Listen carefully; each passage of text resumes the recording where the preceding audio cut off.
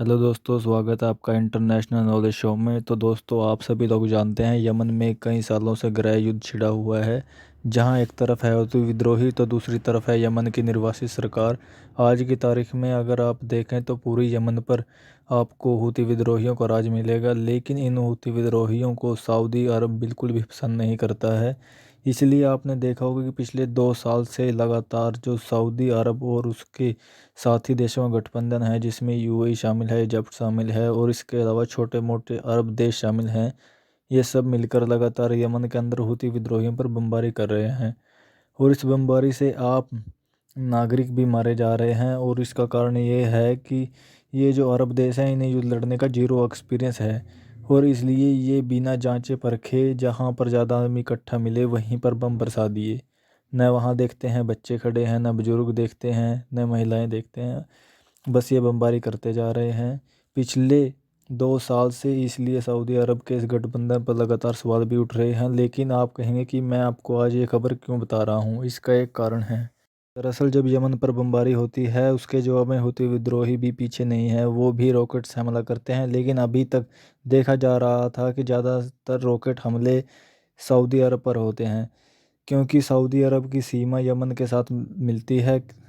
कभी सऊदी की रिफाइनरी को निशाना बनाया जाता है, कई बार सऊदी की राजधानी रियाद तक रॉकेट अटैक किए गए हैं। लेकिन कल जो हुआ उसने अरब वर्ल्ड को सन्न करके रख दिया है। दरअसल यूएई को तो आप जानते ही होंगे, यूनाइटेड अरब अमीरात, दुनिया का एक फेमस शहर भी है जिसका नाम है दुबई।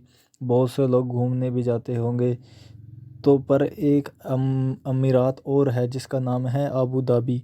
ये भी एक फेमस टूरिस्ट डेस्टिनेशन है। अब हुआ ये कि जो अबू धाबी का इंटरनेशनल एयरपोर्ट है, जिसे अरब वर्ल्ड में सबसे बेस्ट एयरपोर्ट माना जाता है, वहाँ पर कल ज़बरदस्त हमला हुआ। हमला बहुत ही बड़े लेवल का था और बताया जा रहा है कि इसमें एक ड्रोन अटैक था। इसके पीछे हूती विद्रोहियों का हाथ है। ये बात खुद हूती विद्रोहियों ने एक्सेप्ट भी की है। अब तेल के टैंकर पर तो एक माचिस की तीली गिरा दो वही काफ़ी है। छोटे छोटे विस्फोट डाल दिए तो धमाका हुआ और इतना ज़बरदस्त धमाका हुआ, इसकी आवाज़ किलोमीटर तक सुनाई दी गई। वहीं इसे बहुत बड़ा सिक्योरिटी ब्रीच भी माना जा रहा है, क्योंकि आप भी समझते होंगे कि किसी भी देश का एयरपोर्ट होता है वो सबसे सिक्योर जगह मानी जाती है।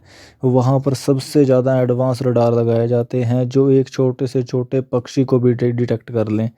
ऐसे में विस्फोटों से लदा हुआ ड्रोन एयरपोर्ट के करीब आ जाए और रडार को पता ना चले, ऐसा हो नहीं सकता। और इसलिए यूएई की सरकार भी चिंता में पड़ गई है कि कहीं इसमें अंदर के लोग तो शामिल नहीं। और एक बड़े लेवल पर यह जांच भी की जा रही है कि ये ड्रोन यूएई के अंदर इतनी अंदर तक कैसे पहुंच गया, एयरपोर्ट के करीब कैसे आ गया।